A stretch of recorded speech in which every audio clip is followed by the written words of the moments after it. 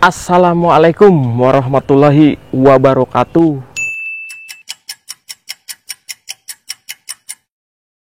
Selamat pagi, selamat siang, dan selamat sore dan malam. Apa kabar kalian semua guys? Mudah-mudahan dalam lindungan Allah dan dalam keadaan sehat walafiat. Oke guys, sebelum lanjut, buat kalian yang belum makan, monggo silahkan makan dulu. Dan setelah makan, yang belum sholat, monggo sholat dulu. Jangan sampai video ini melalaikan kalian untuk beribadah kepada Allah, karena sejatinya manusia di dunia ini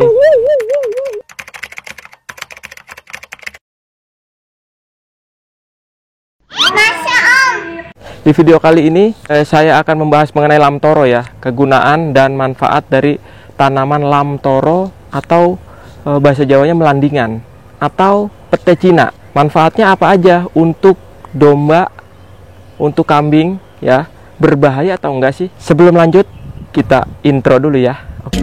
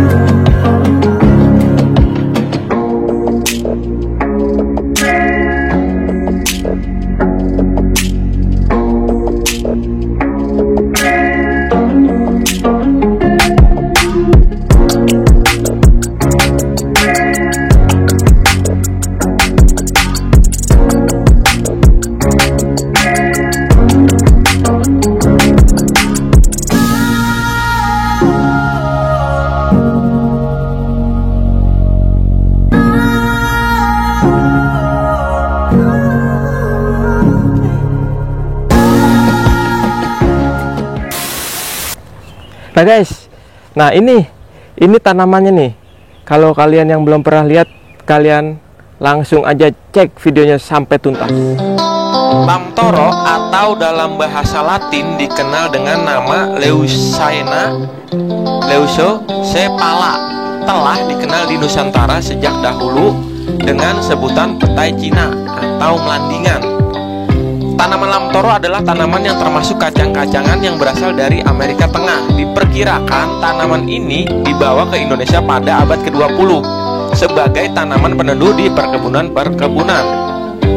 Saat ini lamtoro ini sudah tersebar di semua pelosok pedesaan sebab mudah tumbuh hampir di semua tempat yang memperoleh curah hujan yang cukup. Manfaat lamtoro atau pete Cina sudah banyak diberitakan, yaitu sebagai pupuk hijau, bahan bangunan, tanaman pelindung untuk tanaman kakao, tanaman pinggir jalan, pagar hidup, pencegah erosi, bahan baku pembuat kertas, bahan bakar, dan sebagai pakan hijauan yang mempunyai protein tinggi, khususnya ternak pada kambing. Nah guys, ini yang paling penting guys, zat anti nutrisi pada lamtoro. Lamtoro atau pete Cina adalah tanaman yang termasuk hijauan yang mempunyai gizi tinggi. Tapi pemanfaatan lamtoro untuk pakan ternak, pemberiannya perlu kita batasi. Lamtoro atau pete Cina atau melandingan mengandung zat anti nutrisi, yaitu asam amino non protein yang disebut mimosin, yang bisa menimbulkan keracunan atau gangguan kesehatan apabila dikonsumsi dalam jumlah yang banyak dan terus-menerus dalam jangka waktu yang cukup lama. Sapi, kambing, domba yang mengkonsumsi pakan yang mengandung mimosin dalam dosis yang tinggi bisa menunjukkan gejala bulunya rontok. Namun dengan bantuan mikroorganisme tertentu atau enzim mimosin bisa dirombak menjadi tingkat keracunannya lebih rendah. Mikroorganisme tersebut terdapat dalam rumen ternak ruminansia. Sedangkan enzim terdapat pada tanaman lamtoro dewasa dan hampir terdapat pada semua bagian sel tanaman. Zat anti nutrisi lainnya terdapat di dalam lamtoro, yaitu asam sianida atau bahasa ilmiahnya HCN. Oh no. Yang sangat berpengaruh buruk karena bisa menyebabkan terjadinya pembengkakan kelenjar tiroid pada ternak. Asam sianida bisa menyebabkan keracunan akut atau mematikan, dan keracunan kronis pada dosis rendah.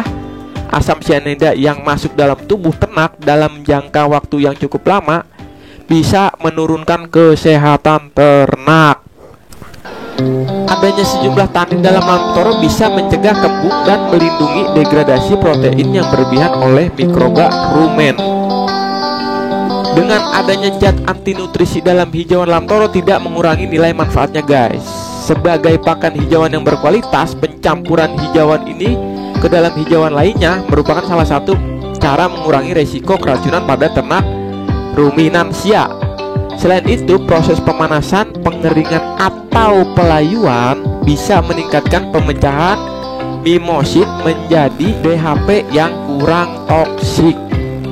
Nah, ini caranya nih guys, bahwa pengeringan sebaiknya dilakukan pada suhu antara 55 sampai 700 derajat Celcius. Jika lebih tinggi dari 70 derajat Celcius akan menyebabkan terjadinya denaturasi enzim. Dari beberapa hasil penelitian, pemberian daun lam toro sebagai campuran pada rumput atau jerami bisa memperbaiki nilai gizi ransum. Hasil riset yang telah dilakukan oleh pihak yang expert di bidangnya menunjukkan bahwa pemberian daun lam toro sebanyak 1 kilo per hari adalah jumlah pemberian yang optimal untuk pertumbuhan ternak domba muda.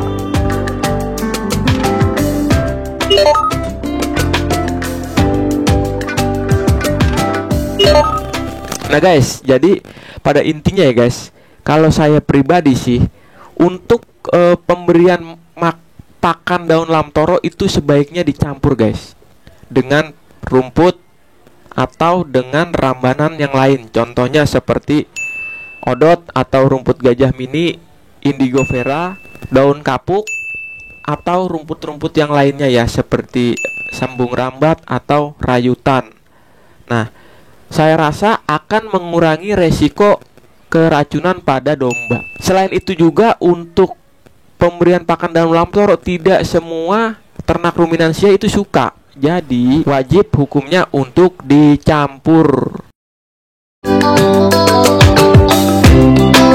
Kawan-kawan semua, para peternak dan yang mau berternak kambing, itu saja ya yang bisa saya sampaikan. Mudah-mudahan bermanfaat buat kalian semua. Jangan lupa guys, kalau kalian suka, kalian bisa like.